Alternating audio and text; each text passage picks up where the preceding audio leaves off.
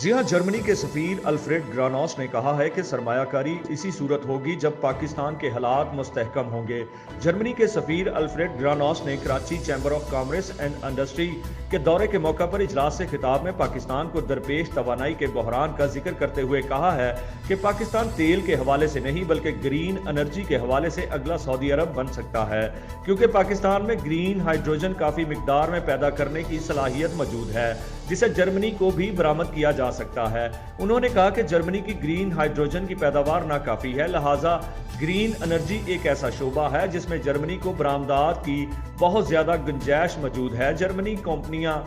Green hydrogen की पैदावार के लिए पाकिस्तान में सरमायाकारी में दिलचस्पी रखती हैं और वो शमसी, आबी पौन और रवायती तवानाई के कुछ हिस्सों को यकजा करने के लिए ज़रूरी टेक्नोलॉजी ला सकती है।